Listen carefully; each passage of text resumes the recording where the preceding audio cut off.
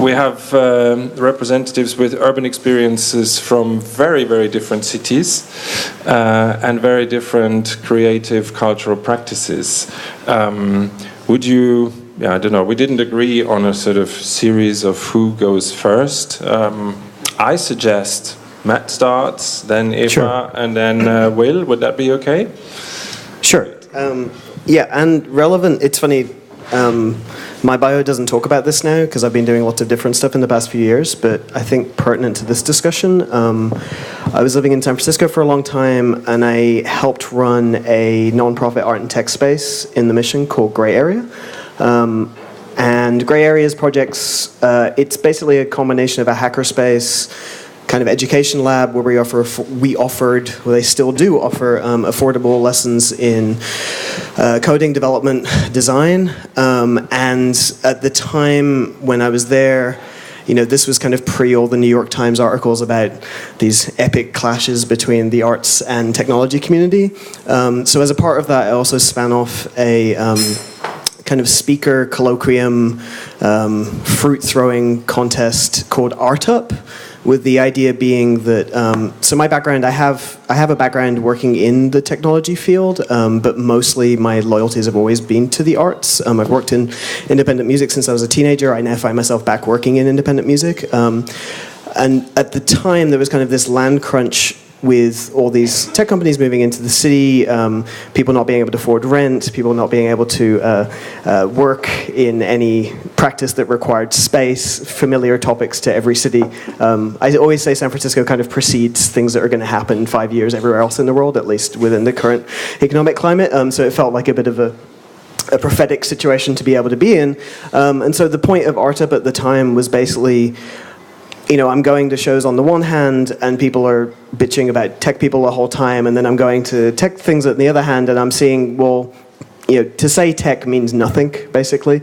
All different kinds of people work in technology. Increasingly, all different kinds of people have to work in the field of technology, and so it felt pretty on point to have, a public conversation scenario, very informal, where we got, CEOs from very large companies, investors, founders of Burning Man, so on, to chat with noise artists and squat kids, and basically hash things out. And generally it worked out relatively well, but I have a lot to speak about on that topic and issues. And then more recently, you talk about the music work that I do with Holly, and also my solo stuff with software, and the academic stuff that I'm teaching basically is trying to engender an awareness of what I'm describing kind of cheesily as platform protest. So this idea that the platforms that we use online are manifesting themselves in ways that are impacting real lives on the ground. And specifically in the field of music, we don't really have this awareness, right? So Resonate is a great example, where it's a platform co-op that offers way better rates than Spotify and gives you way more freedom and flexibility over what you do with your music. And with Saga specifically, it's kind of a difficult thing to describe without demonstrating it, but Saga is basically the ability for you to self-publish your work, issue YouTube and most of these corporately owned platforms, and be able to take control of your work in every situation where it's hosted online. So for example, I have a lot to say about, it's probably not relevant to this discussion, but a lot to say about the idea that we're all encouraged to contribute our creative work toward these platforms. And then once it's out there, you kind of don't have a lot of control over where it goes. There's a lot of kind of blockchain-ready ideas around this. Our keynote presenter earlier mentioned Describe, which I think is an interesting idea. Saga takes a similar line where if you host my work on your website and you host my work on your website, I can change my work on your website and I can change my work on your website. If someone is selling advertising next to my music, I can change my music to speak to the advertising in that specific location. So really, again, it comes to a matter of not just physical space, but the politics of virtual space, where increasingly artists have less and less space within which to practice and work, and so we have to take these kind of the front lines to these digital spaces and say, well, no, actually, you can't sell Nike next to my music. Yeah, so there's lots of stuff. Thank you very much. Maybe one little follow-up question. It was there in your statement, but just to make it a little bit more clearly, our conversation is also relating this artistic and tech perspectives towards urban development. And you were you were talking about your, I think, Bay Area experiences in creating a platform or a space where actually people meet, and how maybe you could just add on a little bit to that. Yeah, well, that's always been something that's important. I mean, my partner and I also try and do public meetings here, if only for the fact that people miss each other a lot online, and you kind of can get in this very frustrating situation where you don't feel like you necessarily come to any useful conclusion debating things on Twitter, and also people responded really well to that. There was increasingly less and less space in order to do it, but you tend to find when you hold spaces, people come. They need a reason, an excuse to go out and do that. But yeah, I don't know what else to add to that, if only for the fact that it's just very important. I don't think that I think you can accomplish a lot outside of having physical space, but physical space and just generally congregating with people has a very important function.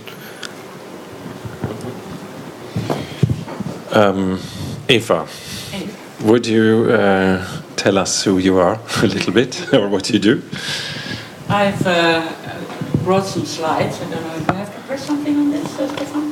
Oh, good. There's also a microphone over there. Yeah. How does it work? You just talk.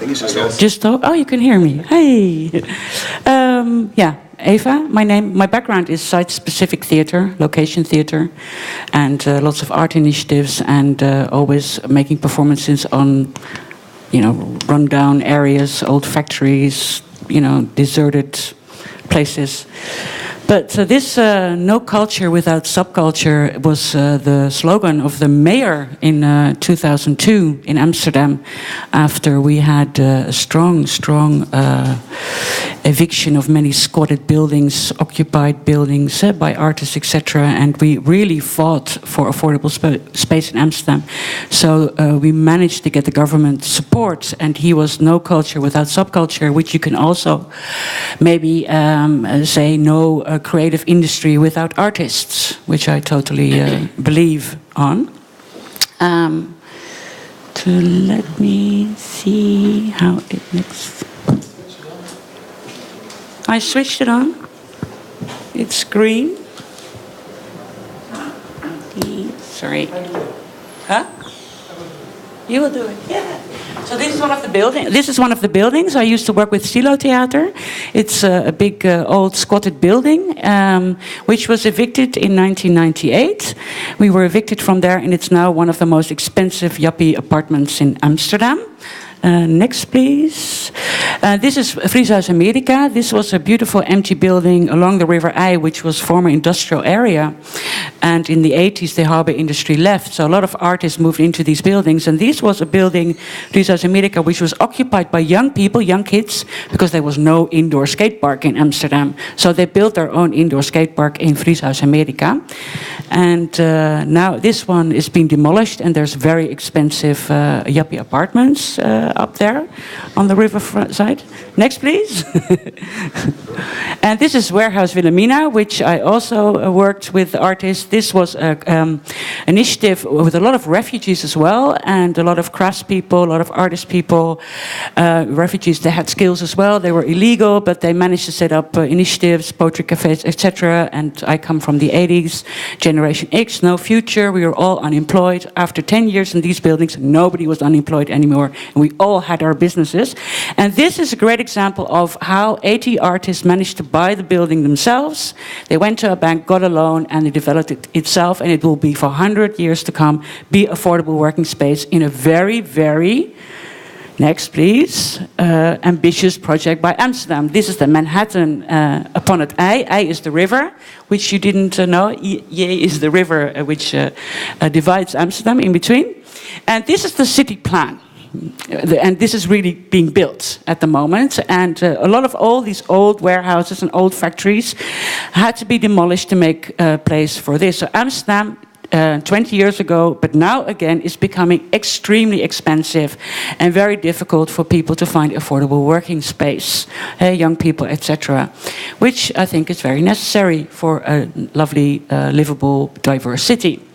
And so we went to the NDSM shipyard. This was about 17 years ago, I started, well, actually longer before, I think 22 years ago, I was here with a theater performance and was very fascinated by the area. It was totally run down. It looks quite tidy now.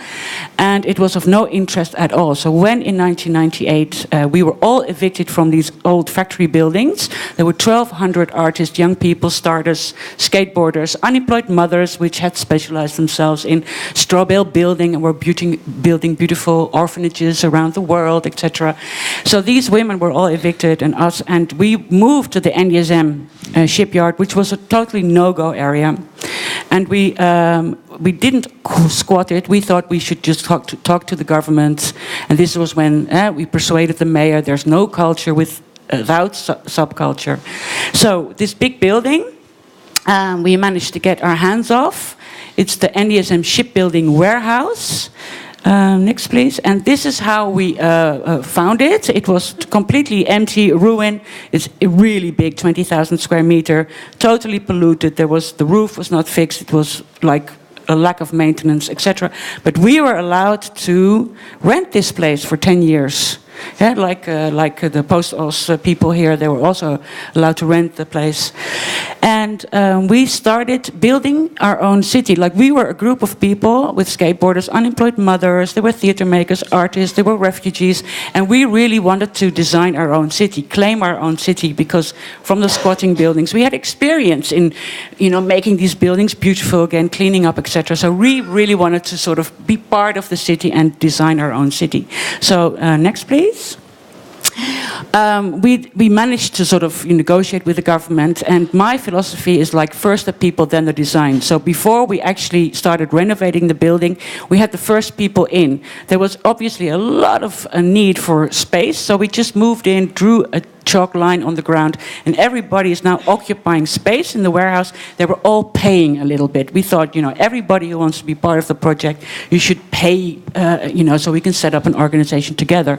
So it's really like, this was 1999, 2000. This was like the first crowd funding, or and with the skateboarders, they have a lot of people, kids, they all paid money, etc. So we started with the people first, then we started workshopping, designing. Next, please. Our own. How are we going to, do the building? We had 500 people that wanted to be part of the building. We needed 500 people because the building was so big. The cost was 30 million euro, 30. So we needed 500 people, and we calculated that we could finance it totally ourselves if we could buy it. But we were not allowed to buy it. We got a contract for 10 years. So we were short 8 million out of a budget of 30 million. Poor people paying a little bit of rent altogether and also investing in their building. So we designed it together with a philosopher and an architect, and we were inspired by Constad Nieuwenhuis, which is a famous Dutch artist. And he was already 15 years ago, had a very visionary view. He said, like, in 50 years, the society will robotize, we will have only robot society, so we need the homo ludens, we need a city to play in. And he came up with these decks. Next, please. First, of course, it was very polluted. The lack of maintenance was 8 million euro as well. So it was like a ruin, and we had no money. But we managed to get a lot of people involved. Next, please. And we designed our framework city. This is like inspired by Constad Nieuwenhuis. This is a very cheap way to build a framework, which was very strong framework with concrete and steel. And we had this totally designed by the people. It was, we had found an architect to transform our plans and ideas and our design into a building permission or whatever. And next, please. And this is how, and we all, within the framework, we built our own studio. So here you can see how we are actually facilitating people to invest together, all together, in building your own studios. Could you play the film? Zeichen, ja.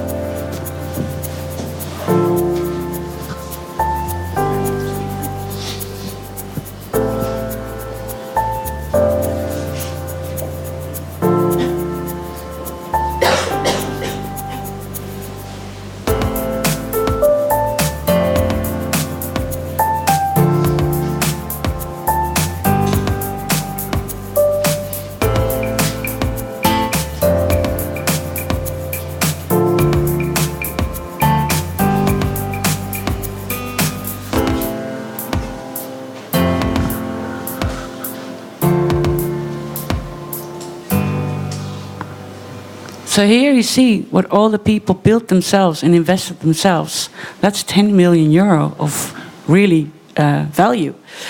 Next, please. The NDSM, this is how you see it, well, a little bit now, but at least this is a picture taken 3 years ago. Now the NDSM is the most popular and expensive place in Amsterdam. Next, please. And this will be finished next year. This is what we are attracting. But the good thing is, we as an artist group, we first had a contract for only 10 years. We now managed to buy the buildings ourselves. So we appealed to the embarrassment of the richest, to the government, to the golden age. You know, it's like there should be courtyards in the city, and we should buy this, and we should bind it with a statute and make it for at least 100 years an affordable workspace for people to come. So it's... well, it was a long shot, but we managed to buy it. And next, that's the end. Good.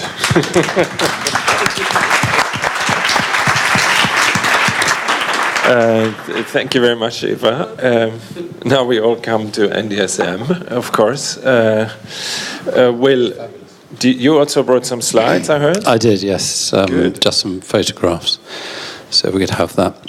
Hi, everybody. We're going to London now from Amsterdam. From Amsterdam to London, and first, thanks very much for having me here in Berlin. Very exciting. So, Hackney Wick. I came to Hackney Wick in 2008. I had been involved in the London Olympic bid. I was a lawyer, and I worked on the commercial team in the sponsorship department. And it was during that process, and I feel a bit of an imposter alongside my colleagues here on the panel, because I don't have an art background at all, other than being dragged around art galleries by my parents when I was a child and not being particularly interested. But when I worked on the Olympic bid, I worked with the French power company EDF Energy, who used art and culture as their communication tool to activate their whole sponsorship for the London Olympic bid. And it opened my eyes to the power of art and culture as a communications tool. So I worked on the Olympic bid, I was a lawyer. I went back to my career after London won, and I kept seeing stories in the press that the legacy promises that the communities surrounding the Olympic Park in East London were not being kept, and there was no real provision for them to be kept, which was bothering me in the back of my mind. And I didn't enjoy being a lawyer anyway, so I had an opportunity to give up my career and move to this place, which is an old Victorian industrial suburb of East London. During the Industrial Revolution, it was where a lot of the innovative, dirty industries took place. It was dyes and inks and chemicals and petroleum, these sorts of dirty industries that were always kept on the outskirts of a city. And I moved here and found the highest concentration of artists in Europe, living and working in these old industrial buildings that had been, they'd all been vacated because industry had been displaced. If you move on to the next slide, please. So this is what Hackney Wick looks like. You see these old Victorian industrial buildings alongside nondescript, low-rise factories, warehouses, what have you. This one over here, is there a pointer on the thing? So, I can be your pointer if you want. Okay.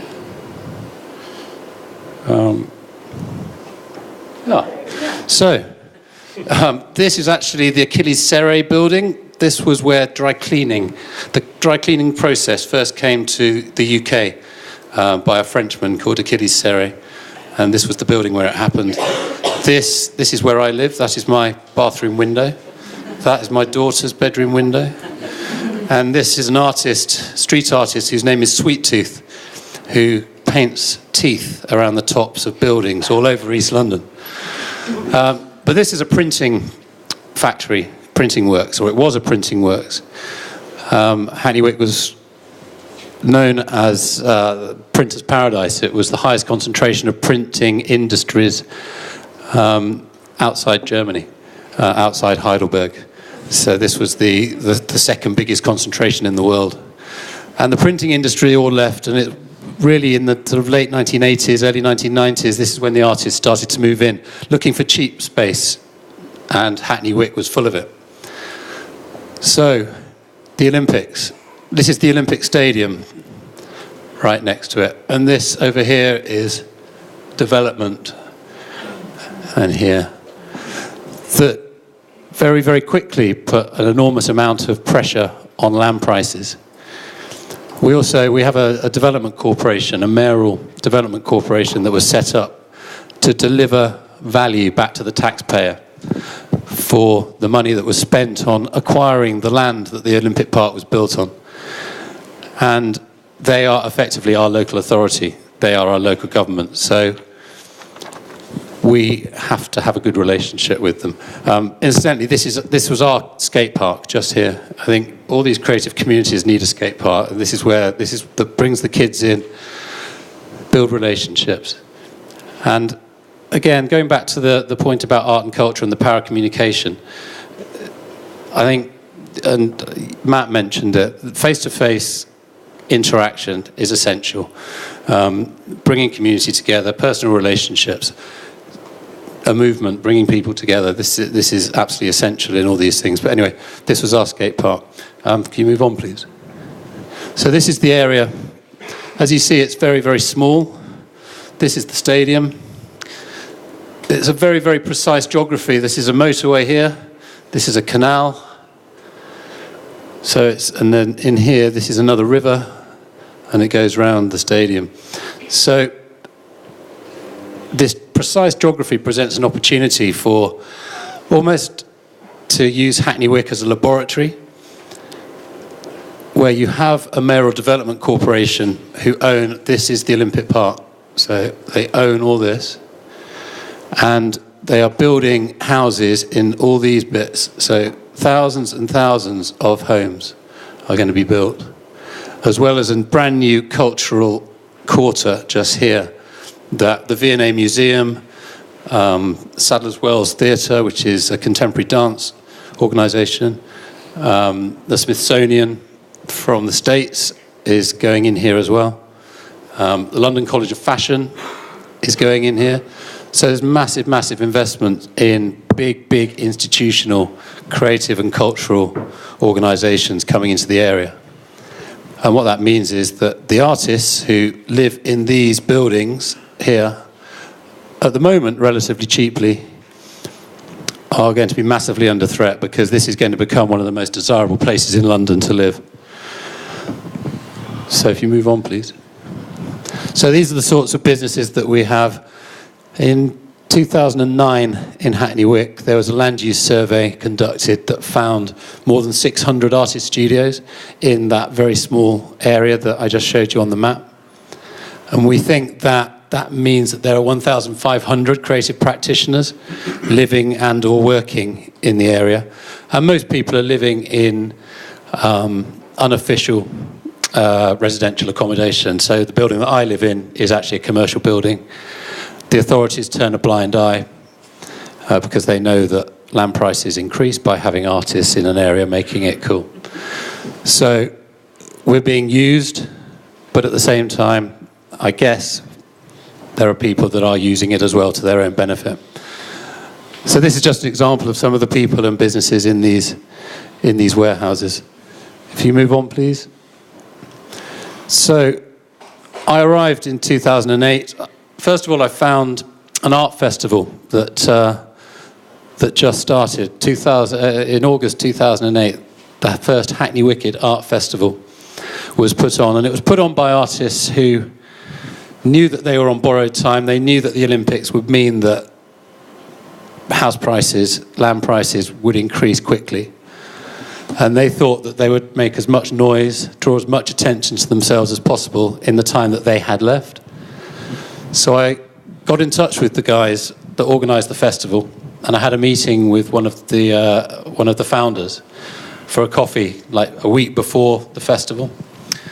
And I introduced myself, and they thought that I was some spy that had been sent to Hackney Wick to keep an eye on the artists and find out what they were doing. You were still with the Olympic company at that time? I wasn't, no. I'd gone back to my legal career and given it up, and then I'd moved here. So I made the mistake of wearing a suit, which was a bad idea.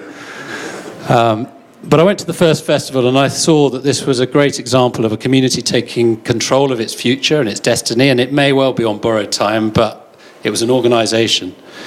And so I went to the festival, and I approached them afterwards, and I said, look, guys, you've got to do this again. Let me help you. And again, it took me a long time to convince them, but in the end, they allowed me to incorporate them as a social enterprise, a community interest company, a company limited by guarantee. And it gave us some credibility to go to the stakeholders and say, this is what we're doing, this is what we want to achieve, we want to find a way of staying here, we want to try and find a way of working with you as development takes place. And so we continued. The festival grew from, I think, 1,500 people in 2008 to 40,000 visitors in 2011. So an extraordinarily fast rise, and it really did capture the spirit of Hackney Wick and the area wonderfully. Now, at the same time, I realised that you needed to have this personal relationship, this dialogue. So I set up something called the Cultural Interest Group, and really it was an open access business-to-business network that meets every month, still meets every month, and this is a photograph of one of our meetings that takes place every month. This guy here is actually the executive director for community and regeneration from the Legacy Corporation. So, as I say, it's important to have good relationships with these people. He comes to these meetings, he gets shouted at, he gets abused, but importantly, he keeps coming and his colleagues keep coming. And although we don't see eye to eye on a lot of things, the fact that there is dialogue is good. And then if you go to the last slide, I think. So this is the future. Now this is literally on the other side of the canal. So Hackney Wick, that meeting that you just saw is just here. And that's another old print works that has now been turned into creative space. It's a bar on the ground floor. It's studios on the second floor, and then it's a co-working space on the top. This is 1.2 million square feet of space. This was the Media and Broadcast Centre for the Olympics. This is so it's one of the most connected buildings in Europe. This is where super fast broadband and all the pipes that take TV pictures all over the world are in here. This is an innovation centre called Plexel, which is a big co-working space. In here already we have Loughborough University, which is the university that has given me a studentship to explore models of sustainable creative economy. I'm very grateful. This is also where BT Sport, which is BT obviously is the telecommunications company in Britain. BT Sport is its sports programming network. There's also a big data centre in here.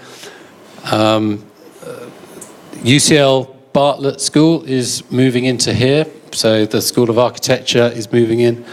So there's this ecosystem developing of tech, big tech, and academia.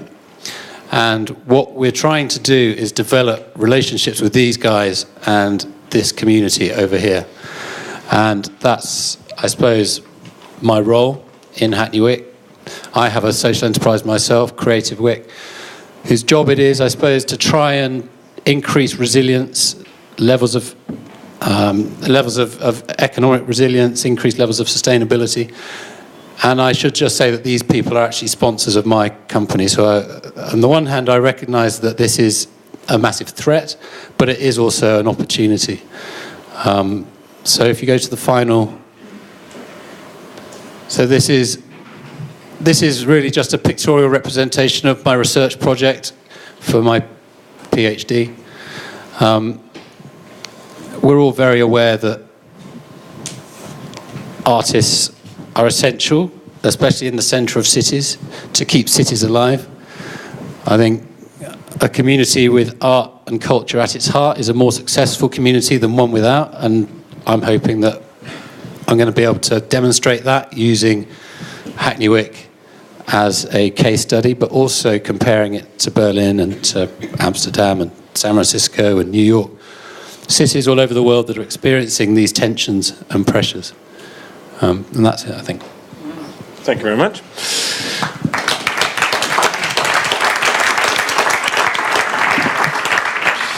Well, I think it was definitely worth taking the time to look into very different backgrounds and localization also of probably of a similar question, which we now see back there.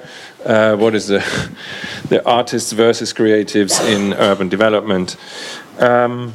For each, but maybe we can still take the time for, we won't have the time to really build a conversation, obviously, but so we can collect more statements, maybe one short each, and then we try to open it a little bit, so we get a little bit of a talk. We heard earlier on that criteria like debate, a space for controversy is important, and that basically encounter is a sort of fundamental need to allow that. Basically, what we think is urbanity is the coexistence of let's say a plurality of modes of living, and even though we look from the perspective of creatives versus artists, I think the debate that we're having is really how can we contribute to building a city, a diverse city, a mixed city, and how can we, in situations especially of economic pressure, create models that are resilient, that are sustainable, and that allow also for actors who not primarily contribute on an economic level to the richness of a city to become part of it. So maybe in a way, for each of your positions or examples, it would be interesting to either understand, and you choose, it's either or answer, like what is the current struggle, maybe, could be one, or do you need an enemy in the formation of this we that somehow was important in the building or is important in the building of this projects or spaces that you presented? Is that a good question in a way to step up and maybe? I can go. I hope I answer the question. I think for our work and the work I was doing in San Francisco at the time, the one thing that appeared really important to me, and perhaps important when drawing the lines in having these discussions in cities, is also the need to fundamentally change these definitions. As I say, tech and art are two completely useless definitions to me, honestly, in the sense that you will find that most people working within a technological space also believe themselves to be involved with an autonomous culture that has roots in counterculture, and believes in things such as democracy and the liberal arts and so on and so forth. And understanding our relationship to these new elites. I joke often with what we do that data performance and these media arts festivals have become like opera for the new elite, and it's still somehow understood through this kind of 90s lens of these being radical, transgressive places, whereas in actuality, those lines aren't so clear anymore. And same when you start talking about people within the arts. Many artisans, for example, when it comes to the tech economy, are very much catered for by the tech economy. It just so happens that they tend to be in the business of selling things. So when you start talking about, Instagram businesses or people looking to sell works that are mass-produced for people's walls, you'll run into very little resistance within the tech economy as to finding means to support those people. The one thing that starts becoming a little tricky, though, is when you perhaps have a practice that is predicated on the idea of critiquing these structures. And so the need for public space is very important, also in this particular case with this particular new elite, because they're not very visible, and their structures aren't particularly visible. If you bring up the case of WhatsApp, I'll bring up a Dutch example, but you have a scenario of companies selling for billions with a staff of like 5 people. It's not necessarily like you encounter these things on the street, and in San Francisco that was certainly the case, where you'll have the odd office and then a mega campus very, very far away. So that also is a means for the public to digest these new structures that are impacting almost every aspect of their life, I think it's incredibly cathartic and healthy in a thriving democracy to have spaces where these things can be hashed out, and not solely under kind of the curatorial lens of the tech companies themselves, right? So we end up playing, and I shouldn't say this because we make money from it, but you end up playing a lot of festivals and attending a lot of conferences where a lot of debates happen around the need to have synergy between, the artistic community and the technological community, and generally there tends to be some kind of very, very like loose consensus around there that also somehow works as like part of a marketing campaign for a product that's being used or whatnot. I'm not talking about that. There's a business model around that and there's value to it, but the need to have space for people to express themselves. Space for people to express themselves outside of that kind of curatorial purview. And that doesn't really exist. I think that's like you brought up the term of the public space, and we had. At least in architecture and urbanism, there was a very strong debate about the privatization of public spaces, very visibly around shopping malls, obviously. But what you describe is a much more subtle model of, let's say, grey zoning or overlapping of artistic and economic practices. And the interesting element about it is that rhetorics are on both sides, if there is sides, are very, very similar. And it's very difficult, becomes very difficult to identify sides. So just to add on that too, yeah. I'd recommend for anyone interested in that topic, there's an academic called Fred Turner out of Stanford who's written a number of books talking about specifically how Silicon Valley ideology comes from the exact same roots as many of the avant-garde arts ideologies that people who go to art school and consider that to be part of their background and kind of heritage come from. So in actuality, you end up having a conversation where two people actually agree on the fundaments of situations. But yeah, it's also a kind of a dark story. But it's not so simple to kind of discriminate the one from the other. In many ways, it's a very complementary ideology. It's when you have an ideology that kind of steps outside of that you start finding problems.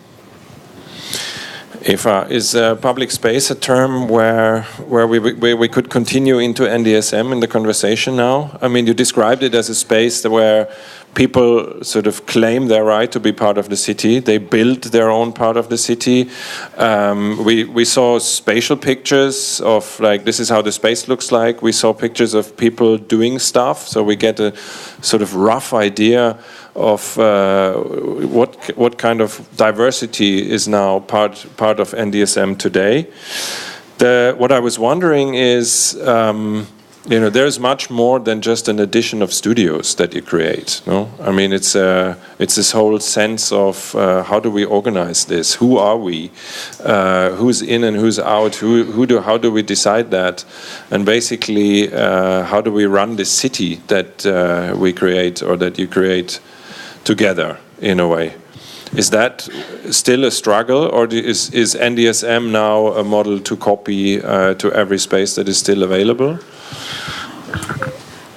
There's a few examples in Amsterdam, like the first slide of Pakhuis Wilhelmina, my example, the building which had a good critical mass of only 10,000 square meter with 100 people, which is great to organize. So NDSM is a bit of an experiment, and it became immensely popular, and we only managed to develop it halfway, etc. But I've started 20 years ago, and we came up before the rise, of the creative class by Florida with spontaneous, unplanned development, and it's become now a tool for gentrification. The public sector or the governments are using it to catalyze areas, to attract investors, etc. But we fought, like this was a happy story, but we really fought for it. It was 20 years going up and down. So you have to persist in a way. And what we are actually meeting people, we looked at the government as our natural partner, and I do think there's an important role for the government to sort of, direct, like a movie, sort of say, like it could be a choice. Like Amsterdam is ridiculous now; it's really selling the city to international companies. They're buying in. It's incredible. You don't believe it. But it will change. There'll be elections. There'll be new people. There'll be next crisis coming up. Now we are attracting more people that are sort of embarrassed. They've been there. They've developed. They're rich. And they want to be part of the creative class or the creative scene as well. So we are now looking at more cooperative models together with the rich people, with us, with the poor people, saying like we want to claim now a part of the city, also with a public space, maybe a piece of water, and let's own it together. Like create a bank, we call it grondbank, city land bank together, in which we allow high profit, low profit, non-profit people to engage together, even the government engage, and see the ground and the buildings on top as one value, like one price, and everybody can buy in, can participate. So you can bring in services, you can bring in time, you can bring in money, loads and loads of money or small money. You can pay rent, and we can put a value on it. And then the longer you stay, the more profit you will gain from it. So we believe that you should not earn money from the city or speculate with the city. You should actually earn a living in a city, with it together. And we are now really from the NSM as an experience, which we are totally neglected by our government.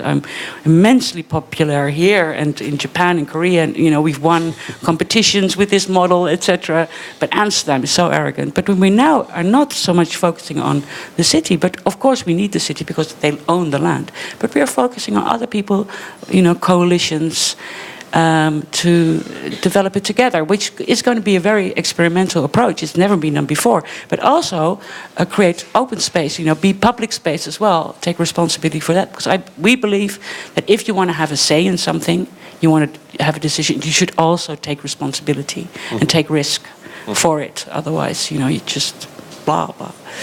So does that answer your question? Yes, of course. No. Will, to continue on the line of who talks to who, I think it's really interesting in your practice that this model of that you presented, that there is a sort of round table between the creatives, the artists, and the developers. So what we see in your presentation is a big blurring of these boundaries that in Berlin we feel are very, very hard. Like the developer is someone who is probably not here. So here is all the others. So this kind of us and them duality, I think, is quite questionable. And your example speaks about there is a possibility of talking together and bringing the city forward together. And I'm wondering how do the economically less powerful in this conversation actually manage to build any kind of say in a round table like that?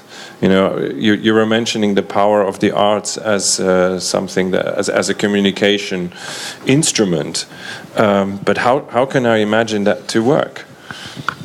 Well, the cultural interest group is interesting because of the name. It's a non-hierarchical structure. So you have a developer next to an artist, and each is just as entitled as the other to have their say. And of course you get good developers and bad developers. You get some who are prepared to engage and those that aren't interested at all, and to them it's just about the margin and the feasibility study, and any diversion from that is not going to win shareholder approval. And of course there are companies like that. But we're very fortunate, I think, in Hackney Wick to have two large sites that are both being developed at the moment by old-fashioned social enterprise housing associations. One, Peabody, which is one of the first housing associations, 1840-something, and another one, L&Q. And they come with this heritage of inclusivity and community engagement, and using them as role models for the private sector developers, touch wood, I hope, is going to be fruitful at some stage. I mean, we're at the very beginning of a process, and Ava's talking about something. I guess you must be 15 years ahead of us in Hackney Wick, and I think if you can imagine 15 years of land price increases. I mean, we only have a very limited amount of time left in London to do this, I think. But there is a fundamental difference in let's say the narrative that I know from NDSM, which was to get the space. There was always, let's say, an ability to mobilize. And to have to engage in public protest. Yeah. So there was always an ability to kind of openly and publicly use public space as a political space for a manifestation in order to support the claim for this space and the claim for the diversity in the city. In London, we haven't seen it so much, do we? No, and I think having a space of 10,000 square meters would be fantastic. To have that many people under one roof in one building, to have that community, or 20,000, we don't have that. In Hackney Wick, we have maybe 12, 15 communities within a community. Mm-hmm. So first of all, we have to break down those barriers. It might be, but you need to engage with them. So we have co-working spaces where tech and art don't really mix.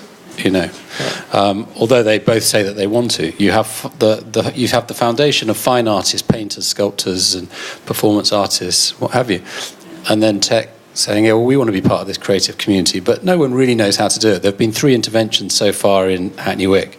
One by the Barbican Centre that was unsuccessful. One by the White Building Space Studios, which is the biggest studio provider in the UK. That hasn't worked. And now we have Here East, where they're trying to do it there as well. So there isn't really a good example of tech and art working together successfully. I think that artists bring a different way of thinking, that communities, that corporations, that the private sector can really benefit from. They need to find a way of working together. And again, there are those of us in the community that are trying to make that happen. But in terms of a rallying point, you need something to rise up against. And it happened actually in September. We had the first significant displacement of artists that took place, and it was by the Legacy Corporation. And there has been a big campaign called Save Hackney Wick ever since that has grown and grown and built momentum. And now we have support. We have potential financial support. We have a new mayor. So the Mayor of London now is very, very much a supporter of the creative economy, and is talking about bringing in creative enterprise zones. So if there's an opportunity for Hackney Wick to be one of the first creative enterprise zones in London, where we can develop this as a model and we can roll it out across to other places in London and then the rest of the country, then perhaps there's an opportunity to do that. Mm-hmm. I have quite an interesting anecdote, because at the NDSM, when we moved there, the government wanted us to be creative industry, to fit into the profile of creative industry. But there were already boat workers there. There were all these craftspeople and people working there, and the flea market was there, and the government wanted us to evict those people. And we said, no, we develop from existing structures. They're already there. And also, we don't only select artists. We have a very diversified approach. We think that conflicting disciplines could be, it's all like if you want to be part of the community. If you're a boat worker, a refugee, or a church, we even had a church in the warehouse before with the recycling clothes. So even for artists and startups, it could go perfectly well together if you have a sort of like shared interest in, for example, beautiful building or an area. So and we got into fights with the government that we were so open for everybody. And well, this is it. That you have a sharing economy, a mixed economy. You have different skills, different talents, and everyone coming together to help each other, and no money changes hands. It's not a monetized sharing and you innovate economy. Because of that. Now we build energy self-sufficient housing boats with the boat workers and the artists, and we also had companies move in like Viacom, MTV, Discovery, all the crap, but also HEMA and Greenpeace, etc. We now started actually our own energy company, because that was also our common interest in sustainable energy. So we are going to be the first business district in Europe or or in the Netherlands that is completely energy self-sufficient in their needs. That's 400 big companies on the NDSM terrain. So there is always a sort of, where do you share the sort of interests? And we didn't know each other, that we couldn't I just couldn't walk into the MTV building, but now, because we have our own energy company all together, you know, we have parties all the time, you know, it's like the business meetings. I guess that's the perfect moment to open up for more questions and comments from everybody. We have probably time for 2. I get a sign from the director's board of the day. Would there be anyone? Here's a microphone that could be used. Right in the middle.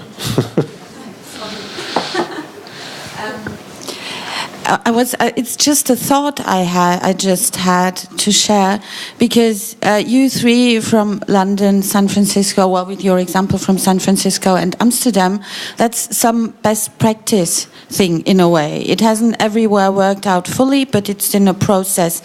And when we speak about such phenomena in Berlin, we always speak about the bad practices. We always speak about those who've lost, and we only look at them at the moment when they are losing.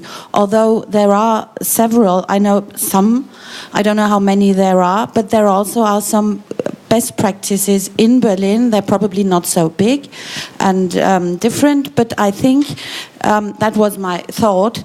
We should look more at these and ask them, how did you do? What's your thing? How did you manage? And what can we learn from them who survived? And because we cannot learn that much from those who had to go. I think that's a very good comment. In a way, I mean, there is the parallel that the eviction of the Post-Ost ateliers somehow started this debate as well. So there is a parallel to the Hackney condition, as you described it. Do we have more? Can I just say that we do look enviously at Berlin in London, particularly because of rent control that you have. We are at the whim of landowners in London, so we're very jealous of that. And it's exciting in Berlin. There's a lot of relationships between Hackney Wick and Berlin. I think even Amsterdam is excited about Berlin, because we're getting so over-organized and so cultivated like a museum that everybody wants to belong to Berlin. Yeah. Hello. If there's no question, I had one. You all, you even had a sort of an image film of NDSM. So do you feel like more like entrepreneurs already, or should we all become entrepreneurs instead of artists, or what's your advice, maybe? Well, we do it. We don't get paid to do this. We just do it. We are all independent businesses, and we've formed a collective or a cooperative association to organize it. And there's always, like within these communities, I don't know how William experiences this or you, there's only 4 or 5 people really active on a group of 100 people, and then it changes. So it's quite... with that little group, it's quite well organized. You can organize it quite well. There's a lot of followers, but we don't get paid. We hire experts. We hire the architect. We hire the guy to install our energy-sufficient water pump and stuff like that. And so it's. I think we just found each other. We found a common ground. It's like a community. It's governed by a community, not by the community, a specific group. Yeah. What would you say is the critical mass for such a project? Well, we are too big to get organized very well. 500 people. It's impossible to organize this. So that's why I say you have excellent. You have all these buildings, and what we did in the warehouse, we divided them in 5 buildings, and all these 5 buildings should not have more than 80 people. Otherwise, you cannot. I don't know if you know the expression "community." With the cows, they get stressed if there are more than 80 cows in a stable. They get stressed and they don't produce enough milk. So we say with the people people, you know, all the farmers in Holland, they want to have big cow farms and produce lots, but their milk went down with too many cows. So we say the critical mass should be 80, 100 people at most, and the bottom. To get a group of people to get your finances, you should not have too less people to manage the funding of a project. Like, we share our space together. There's a lot of young students just coming from the academy. Everybody can organize 1 or 2 or 3,000 euro, you know, with a big group of people. You can get a lot of money from a bank with $500,000. The rent we pay, or, you know, it's quite. People should be much more aware of their possibilities, and it's not like a business, but we are all entrepreneurs ourselves. Even an artist is an entrepreneur. He sells his products. He knows how to do business. It's when the government comes in, then you have a problem, because they don't know how to entrepreneur. Yeah. Can I just come in on that as well quickly? Because the Olympic legacy promise was also to deliver jobs to this part of East London that historically didn't have many jobs. One of the first things we had to do was to convince the local government that each artist was a job, each artist was a creative practitioner, an entrepreneur in their own right, a small business. And as soon as they saw that, then they said, okay, well fine, let's see if we can help support this. One more question back there, and then I'm sorry, we need to close this discussion. Here's the mic. Hello. No, right in front. Ooh. Hello, in the background. Hello, sorry? Here I am. Do you see me?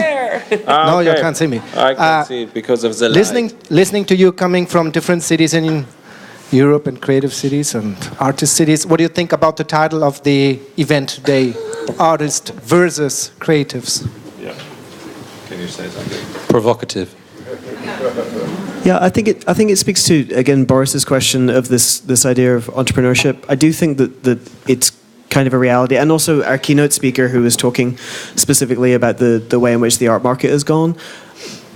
I think it's a useful title, actually, because in a sense, I don't find myself loyal to one side over the other, but I do recognize a distinction between people who are contributing in some form of abstract business economy, ultimately through their creative work, and people who have the freedom to pursue artistic work with no obligation to the market.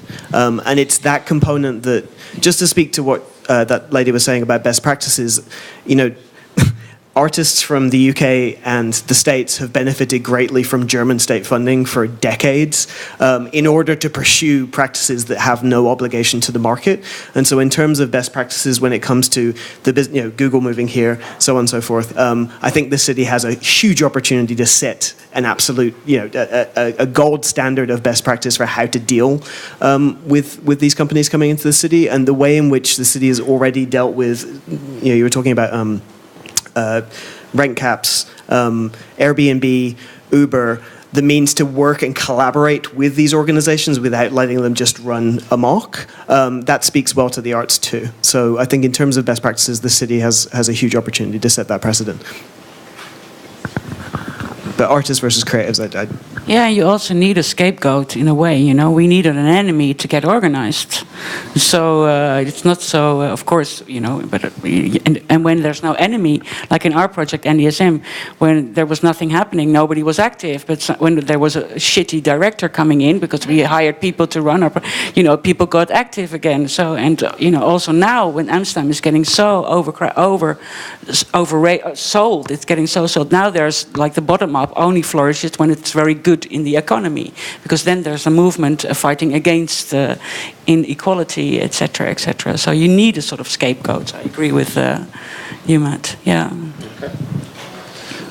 Well, sorry, I think we need to close this discussion right now. Thank you. Thank you very much. Thank you. Thank you. And we now have time for a little break.